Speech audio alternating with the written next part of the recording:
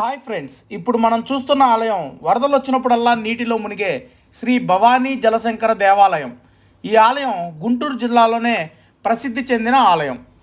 తాడేపల్లి విజయవాడ మధ్యలో ఉన్న వారధి వంతెన కింద ఇది ఉంటుంది. మన మణిపాల్ హాస్పిటల్ కింద రోడ్లో నుంచి ఈ ఆలయానికి దారి ఉంది. ఇక్కడ శివయ్య జలశంకరుడుగా పూజలు అందుకుంటున్నాడు. అలాగే భవానీ అమ్మగా భక్తులకు అమ్మవారు దర్శనమిస్తున్నారు. అందుకే శ్రీ భవానీ జలశంకరుడు ఆలయంగా దీన్ని పిలుస్తారు. అదేవిధంగా ఇక్కడ చుట్టూ కృష్ణానది, ప్రశాంతమైన వాతావరణం, మధ్యలో ఈ టెంపుల్ చూడడానికి చాలా ఆహ్లాదకరంగా ఉంటుంది.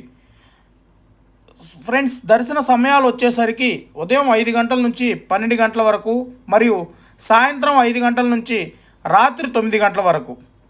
శ్రీ శృంగేరి శారదాపీఠ పరిపాలిత శ్రీ భవానీ జలశంకరాయ నమః. ఓం నమ శివాయ, హరహర మహాదేవ, శంభో శంకర, ఓం నమ శివాయ అంటూ భక్తులు చాలా కోరికలు కోరుకుంటం జరుగుతుంది. అడిగిన వెంటనే భక్తుల కోరికలను తీర్చే ఆ బోలాశంకరుడి దర్శన భాగ్యం మన జన్మ అదృష్టం. ఈ ఆలయం బయట కృష్ణానది ఒడ్డున చేపలు పడుతూ ఉంటారు. అది చూడడానికి చాలా ఆహ్లాదకరంగా ఉంటుంది. వరదలు, తుఫాను అలాంటివి వచ్చినప్పుడు ఈ ఆలయం పూర్తిగా మునిగిపోతుంది. మళ్ళా వరదలు తగ్గిన తర్వాత ఈ ఆలయం తెరవటం జరుగుతుంది. అప్పుడు మనం శివయ్యని దర్శించుకోవచ్చు.